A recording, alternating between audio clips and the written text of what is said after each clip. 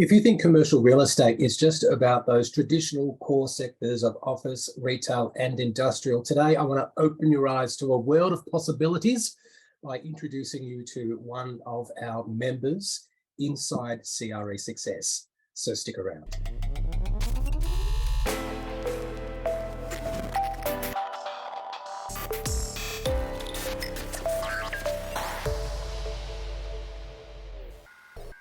Hello and welcome to episode 133 of CRE Success, the podcast. My name's Darren Krakowiak. I help commercial real estate leaders to develop their people and to grow their business. Always appreciate you taking the time to spend, around 15 minutes with us. And if this is your first time joining us, welcome to this content. And if you've been with us for a while, I really appreciate you continuing to support us.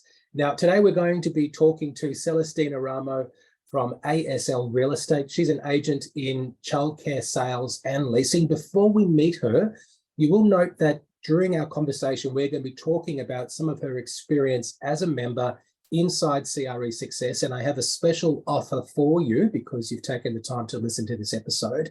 If you want to get access to the live monthly training, the group coaching, the 6-module digital course, which is called Top Performer, that we've created especially for commercial real estate agents, plus tons of bonus content, which is all accessible 24 hours a day, 7 days a week via your desktop or on your phone through our app, then all you need to do to get access to that is to open up your email and send an email to hello@cresuccess.co. That's the email address, hello@cresuccess.co, and just put in the subject line $100.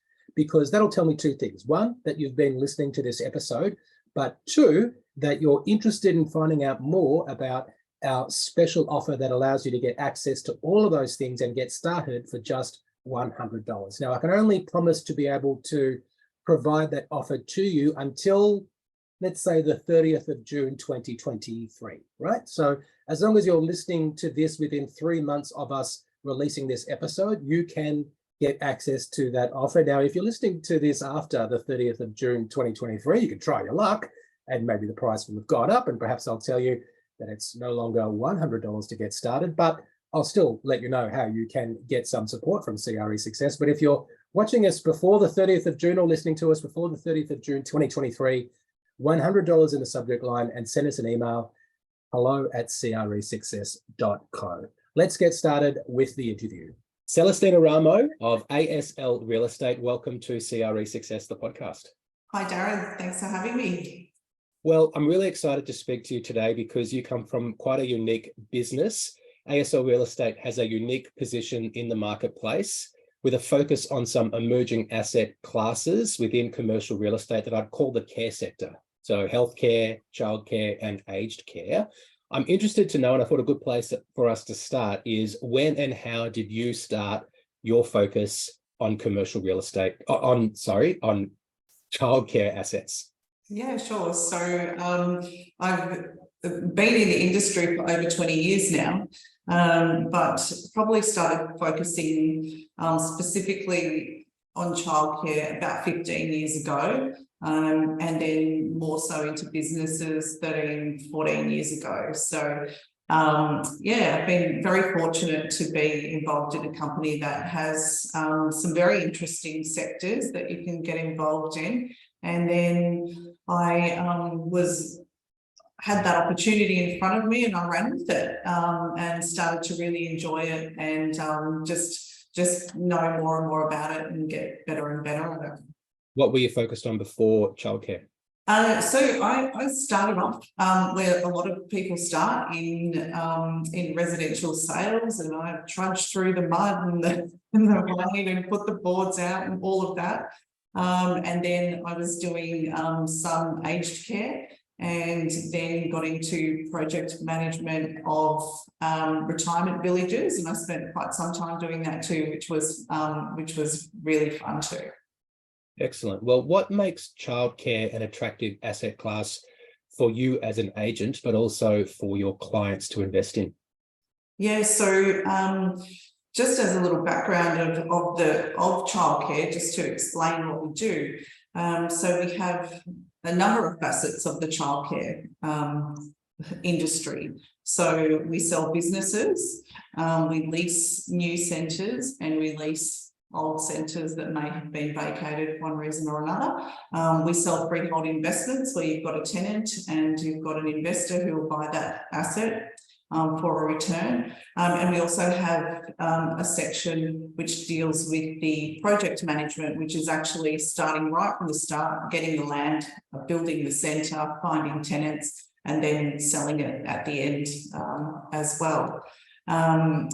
So what makes it attractive to me is I actually did come from a primary school teaching background, so I had an interest in that kind of sector anyway, and really dealing with really interesting clients and a diverse group of clients. So I might be dealing with a business owner who's selling a childcare business, or I might be dealing with a developer who is going through the whole process of building, leasing, selling.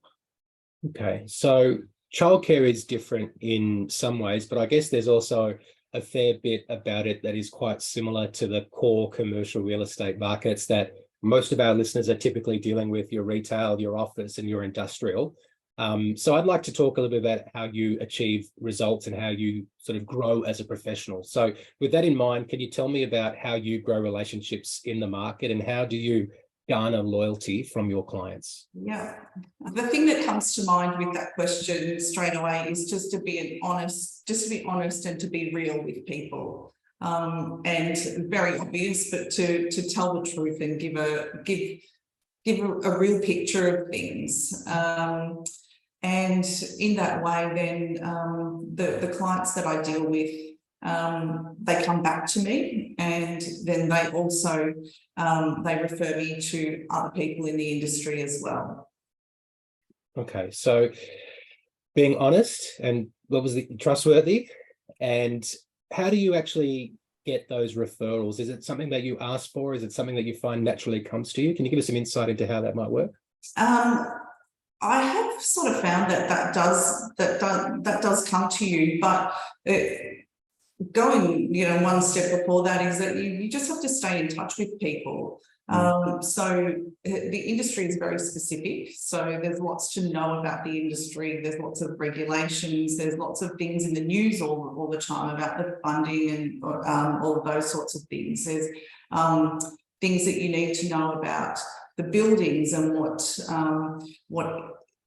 what sort of regulations need to be followed by people who are building these buildings. So there's lots of information there.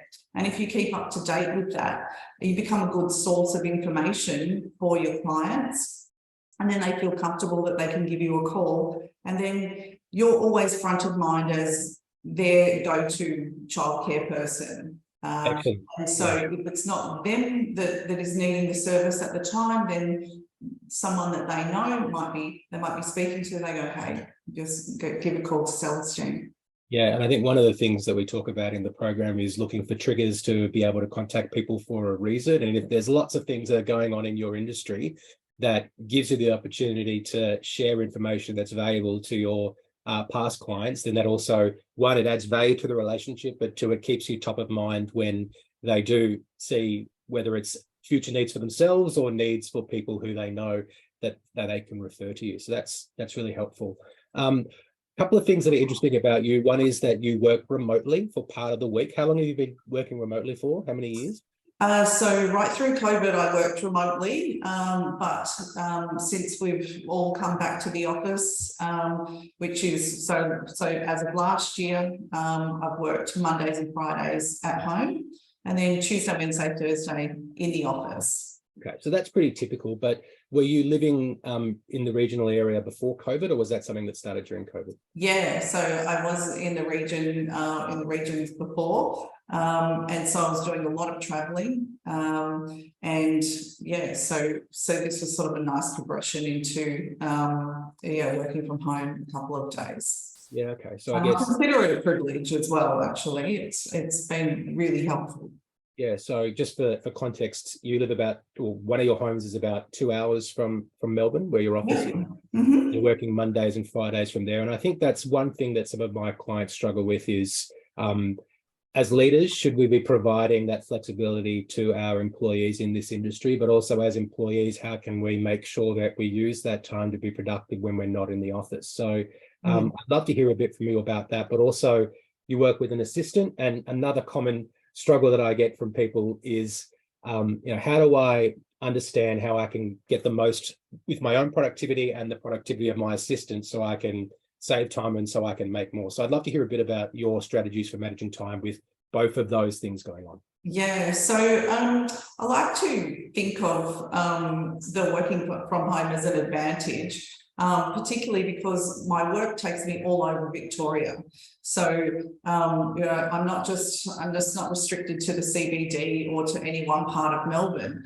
So I might be in the outer eastern suburbs one day, and then I might need to go and do something in the west. So you become very organised at your time management, so that you can do the things that you need to do on the western side when you're going that way, and then during the week you just manage your time carefully. And I think for me, working from home actually gives me back about 4 or 5 hours just in travel time every week. So when you've got that time and you use it wisely, that does a lot for your even for your mental health as well, because you're sort of less stressed. You're not tearing around the countryside. And just to clarify for our audience, because I know this, but they may not know, is that you live in Melbourne for 3 days a week while you're in Melbourne those days. Correct. Right? Yes. Okay, yeah. So you're not commuting for 4 hours on Tuesdays, Wednesdays, and Fridays. No. In terms of working with the assistant and being out of the office, you do have to have a lot of trust and a lot of confidence in your assistant, but you also have to set yourself up for success too. So you have to make sure that you utilise what you can to make sure that that everything's efficient. So we utilise a system called Box and Dice, and I use that for tasks, and we've got tasks that are all set up. We have little meetings on the days that I'm not in the office, and I just make my expectations very clear, and make my instructions very clear as well. And then we've automated a number of things, and this has come from you, Darren, actually, is that we've put systems in place so that tasks that are done over and over again are automated in our Box and Dice system. Fantastic. So I'd love to hear a bit about the work that you've done with CRE Success, but before I ask you about that, I'm just interested generally, how do you look to continuously improve yourself as a commercial real estate professional? Okay, so interesting. So I've been in the industry a long time, but it doesn't mean that I can't learn new things, and there are plenty of new things to learn all the time. So I guess a work-life balance is really important to me, and commercial real estate sort of allows that. I think more than residential real estate. There's sort of we don't work on Saturdays for a start. Well, exactly, and you can kind of funnel your workload into your work days if you're organised enough. And of course, there are times when you've got late nights, and I do have a lot of late nights during the week, because I make sure that if I have to go and look at a childcare centre after hours, I just make sure that I do that during the week. I schedule it all in. And of course, I have joined up to CRE Success to keep myself focused on what I'm doing as well. Okay, so what was the decision that led to you becoming a member in the middle of last year? So I just I had actually joined up. I saw something on LinkedIn that I wanted to. I thought, yeah, I'll listen into that. So I joined up, listened in. I took so many notes, and I thought, yeah, this is really good. This is some training that I definitely thought I could benefit from. And what have been some of the benefits for you since you've joined? I think one of the things is setting goals. I think it's really important to set goals, and I haven't been a goal setter, but I am trying to be a goal setter now, and being accountable about those goals. And yeah, and when I started, I set myself up with a goal. I gave myself about 3 months to achieve that goal. It's taken me nearly 12 months, but I've got there. So that's good. I thought you were going to tell me that you did it within 1 month, but it's still a good news story because you got there in the end. So I'm happy. I was a bit ambitious, I think. Okay, and what part of the, if you like, program is it that you like? You have a few different elements in terms of, you know, conversations that we've had, whether it's the online training, whether it's the monthly sessions. Which one is it that's most valuable or impactful for you? I think the one-on-one is really, really helpful. I think a lot of commercial real estate agents, like we don't know, well, for me personally, we don't know a lot of other commercial agents in the industry because it's quite insular. You know, I'm doing what I'm doing. There's not other agents that do it. So it's very handy to have another perspective, an outsider's perspective on things. So the one-on-ones I really enjoy, and then the monthly catch-ups are really helpful. Like I said before, I just take so many notes and then I go over them. And then if there's some strategies, we can use the strategies and then even adapt them to your own situation as well. You know, I think what's interesting about your personal circumstances is that you work in a very specific area of commercial real estate, and I do occasionally get some inquiries from people saying, oh, I don't work in the traditional commercial real estate markets. I'm doing this. It's quite specific. And I sometimes try and tell people, you know, this is still a benefit for you, but I'm pleased to hear that that is where potentially the benefit is. If you're working in quite a specific part of the industry, that you'll get some exposure and some networking opportunities with people who are in other areas of the industry, which may not usually happen if you're quite micro and specific. Yeah. You got any advice for people who are, whether they're thinking about joining the program or just thinking about investing in themselves generally? Yeah, absolutely. Just don't even think about it. Just do it, because the investment pays itself back, you know, tenfold immediately. And there's just fantastic things to learn, keeps you on track. And the training really keeps you focused on what you're doing, and it allows you to just focus on what you're there to do, which is to list and sell, to do that in the best way possible, and just drown out all the other stuff that is not really important, that can happen in any kind of real estate. Just keep you focused and keep you accountable. Excellent. Well, Celestine, you've been a great member. You've been very focused and involved, and that's the reason why I asked you to come onto the show today. The last question I've got for you is, for any of your fellow members who are listening, who are already in the program, what would you recommend that they do if they're already on the inside to get more from the experience? Yeah, just adopt some of the strategies that you suggest. Like, for example, one of the things that I picked up was you said stop listening to the news 50 times a day. And so now when I'm in the car, I'm in the car for an hour at least a day anyway. So at 8:30, I just pop on the app and I'll have a listen to, for 20 minutes, half an hour until I get to work. But that was really great advice. It's just a really simple thing that you can adopt that can make a big difference. Better than listening to a shock jock who's going to rile you up and get you focused on something else as opposed to your personal and professional growth. 100%. Well, really appreciate you coming on the show today. Thank you so much for being a member. And yeah, I wish you all the very best for the remaining few months of your first year in the program, Celestine. Thank you so much. Beautiful. Thanks so much for having me. Well, I hope you enjoyed meeting Celestine, our special guest from ASL Real Estate here in Melbourne. Really great to get an understanding of how this platform can support you, even if you don't work in one of the traditional asset classes or the main asset classes, if you like, in commercial real estate.